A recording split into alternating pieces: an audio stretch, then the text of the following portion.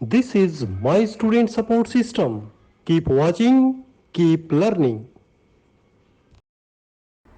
तो child health nursing का introduction और एक इम्पोर्टेंट टॉपिक भी हम कवर करेंगे इसमें साथ में, जो हर टॉपिक के साथ स्पेशली जब पूछा जाता है एग्ज़ाम में कि इस डिजीज़ में बच्चे की नर्सिंग केयर क्या होगी, तो उसको भी हम इसमें चैप्टर में कवर करेंगे, जिसको किसी भी टॉपिक में लिखा जा सकता है कि एक हॉस्पिटलाइज्ड चाइल्ड है उसमें नर्सिंग केयर क्या होगी।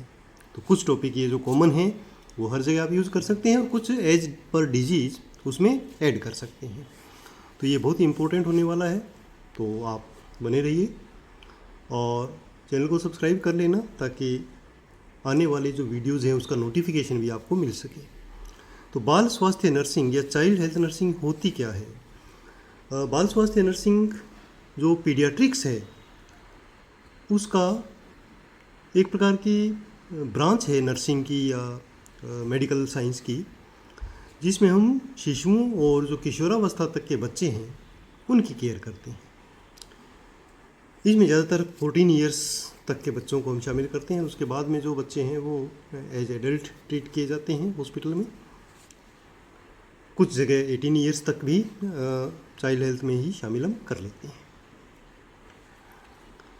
ये जो सर्विस है ये हम प्रोवाइड करते हैं इन पेशेंट हॉस्पिटल के रूप में और ओपीडी के रूप में भी। जो बाल चिकित्सा का पीडियाट्रिक्स वर्ड है वो आया है पीडिया एंड आइट्रिक्स से। पीडिया मीन्स चाइल्ड एंड आइट्रिक्स मीन्स उपचार या ट्रीटमेंट।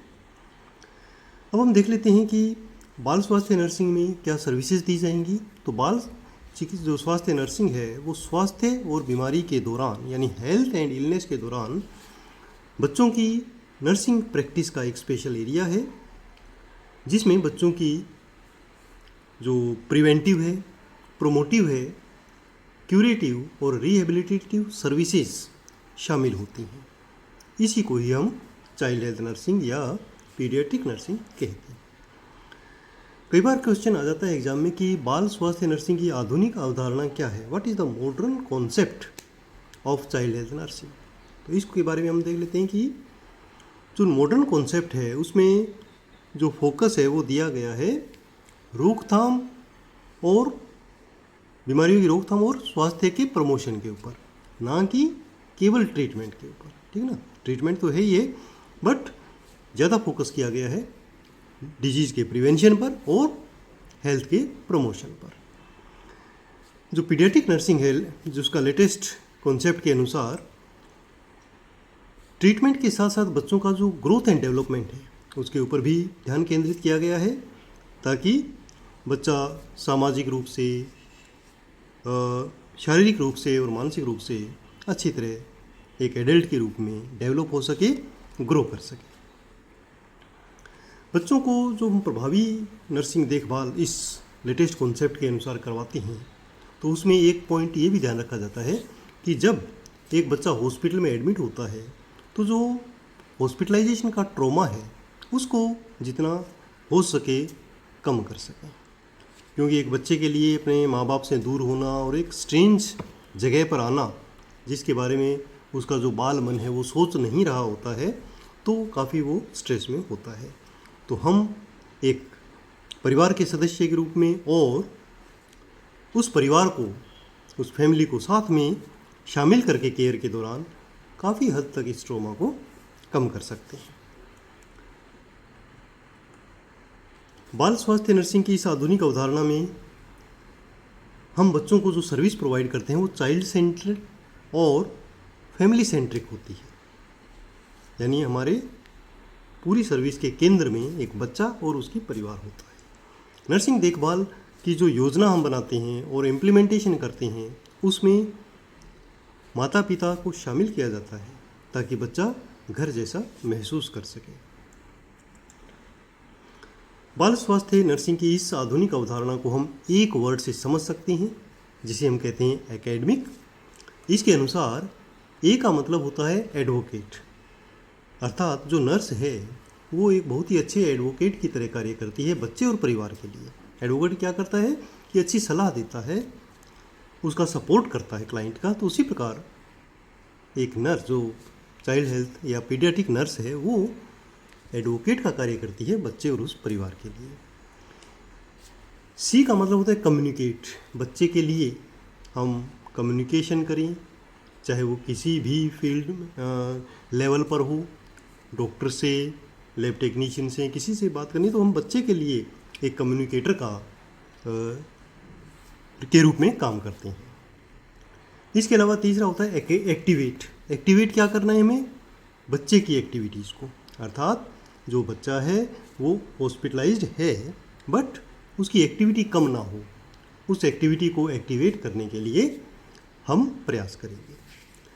डी से होता है डिसेमिनेट। डिसेमिनेट मतलब कोई सूचना का प्रसार करना। किसका? कौन सी सूचना? Related to child care. उसके बारे में हम आम जनता को भी शिक्षित करें, जो उनका परिवार साथ में आया हुआ है उनको भी शिक्षित करें। तो एक हमारा ये पॉइंट रहता है कि जो आधुनिक अवधारणा है उसके अनुसार केवल ट्रीटमेंट ही नहीं, ओवरऑल केयर के बारे में सबको जागरूक करना। उसके बाद आता है motivate. Motivate means again motivate people about care of the child, यानी वो जो बच्चा हॉस्पिटल में है उसकी आगे की देखभाल के बारे में भी और करंट जो उसकी ज़रूरत है उसके बारे में भी मोटिवेट करें परिवार के सदस्यों को और जो भी हेल्थ टीम के अदर मेंबर हैं उनको भी। उसके बाद आता है इन्वेस्टिगेट। इन्वेस्टिगेट में क्या है कि इन्वेस्टिगेट हम करते हैं, फाइंड आउट करते हैं कि उस बच्चे की देखभाल के लिए कौन कौन से संसाधन, रिसोर्सेज हमारे पास अवेलेबल हैं, उनको ढूंढ कर निकालते हैं। सारे संसाधनों का यूज करते हुए बेस्ट पॉसिबल केयर बच्चे को देते हैं। और उसके बाद फाइनली आता है सी, कोलैबोरेट। कोलैबोरेशन करते हैं हम हेल्थ टीम के साथ, परिवार के साथ, ताकि बेस्ट पॉसिबल नर्सिंग केयर बच्चे को दी जा सके। तो ये सब आप नटशेल में लिख सकते हैं कि जो आधुनिक अवधारणा या जो लेटेस्ट कॉन्सेप्ट है चाइल्ड हेल्थ नर्सिंग का वो क्या है। चाहे वो 5 नंबर का क्वेश्चन आए, 10 नंबर का, उस हिसाब से आप उसका जो आंसर का लेंथ है वो इंक्रीज कर सकते हैं। नेक्स्ट क्वेश्चन कई बार एग्जाम में आ सकता है कि जो चाइल्ड हेल्थ नर्सिंग है उसके प्रिंसिपल्स क्या है, यानी वो कौन से पॉइंट हैं, कौन से प्रिंसिपल्स हैं जिनका आप ध्यान रखेंगे चाइल्ड हेल्थ केयर प्रोवाइड करते समय। तो ये भी 5 नंबर का एक क्वेश्चन आ सकता है। तो इसके कुछ पॉइंट्स हैं जिनको आप लिख सकते हैं। जैसे जो पहला प्रिंसिपल है वो कहता है कि वो नर्स ही है या पीडियाट्रिक नर्स ही है जो फर्स्ट कांटेक्ट जब बच्चे का होता है पेरेंट्स के साथ, पेरेंट्स आते हैं बच्चे को लेके, वहाँ से लेकर जब तक वो हॉस्पिटल में है बच्चा, तो सबसे ज़्यादा जो संपर्क है वो नर्स का होता है। तो नर्स का पहला प्रिंसिपल क्या होना चाहिए, पहला जो सिद्धांत है वो क्या होना चाहिए कि जैसे ही बच्चा आता है पेरेंट्स के साथ हॉस्पिटल में, तो फर्स्ट संपर्क के साथ ही उनके साथ हम वर्किंग रिलेशनशिप स्थापित करें, ताकि वो जो उनके जो भी फियर हैं वो दूर हो सकें और वो एट होम फील करें। दूसरा, ये नर्स को पता होना चाहिए कि जो माता पिता और बच्चे हैं उसके सभी व्यवहार सार्थक हैं, यानी हम ये मान के चलेंगे कि जो भी बिहेवियर बच्चा और माँ जो पेरेंट्स है वो कर रहे हैं वो मीनिंगफुल है। किसी भी बिहेवियर को हमें अवॉइड नहीं करना है। तीसरा प्रिंसिपल कहता है कि माता पिता और उनके बच्चों को ठीक वैसे ही स्वीकार करें जैसे वे हैं। ठीक है, ये सबके साथ है। किसी को भी आपको एज इट इज़ एक्सेप्ट करना चाहिए, उन्हें चेंज करने का प्रयास नहीं करना चाहिए। ठीक है, जैसे उनको एक्सेप्ट करें और अकॉर्डिंगली जो हमारी बेस्ट पॉसिबल नर्सिंग केयर है वो उसको देंगे। नेक्स्ट आता है कि जो पेरेंट्स हैं और जो बच्चा है उन्हें ये एहसास दिलाएं कि उनकी जो भी प्रॉब्लम है वो महत्वपूर्ण है और हम उसकी समाधान के लिए यहाँ मौजूद हैं। ठीक है, उनको ये एहसास हो जाना चाहिए कि we are there to help them. इसी प्रकार जो पीडियाट्रिक नर्स है उसको सहानुभूति रखनी चाहिए माता पिता और बच्चों के प्रति, क्योंकि वो दर्द में है, they are in the pain, और हमारे एक सिंपैथी के हिसाब से कार्य तो हमें प्रॉपर करना ही है, बट मानसिक रूप से भी हम उनके साथ हों तो जो केयर है उसका जो लेवल है, प्रभावशीलता है, वो इंक्रीज हो जाती है। उसके बाद है कि जो भी प्रॉब्लम है, जो भी दुर्घटना है या जो बीमारी है, उसके संबंध में ट्रीटमेंट के बारे में माता पिता को निर्णय लेने का पूरा अधिकार होता है, उसे हमें एक्सेप्ट करना चाहिए। नेक्स्ट प्रिंसिपल क्या कहता है?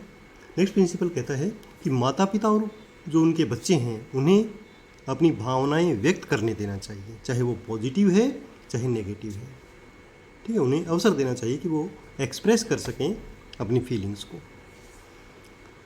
माता पिता और बच्चों को समझ आने वाली भाषा में बात करें, एक अलग ये प्रिंसिपल कहता है कि यूज़ सिंपल लैंग्वेज, जिसको बच्चे समझ सकें या जो उनके पेरेंट्स हैं वो समझ सकें, चाहे वो बीमारी के बारे में है या कुछ है। अगर मान लो उनसे हमें कोई क्वेश्चन भी पूछना पड़े तो एट ए टाइम एक पॉइंट से संबंधित ही क्वेश्चन करना चाहिए, एक ही विचार या संदर्भ तक क्वेश्चन पूछना चाहिए ताकि वो कंफ्यूज ना हो, स्पेशली जब आप हिस्ट्री ले रहे हैं या कुछ बीमारी के बारे में बताते समय अगर आपको कुछ पूछना हो तो।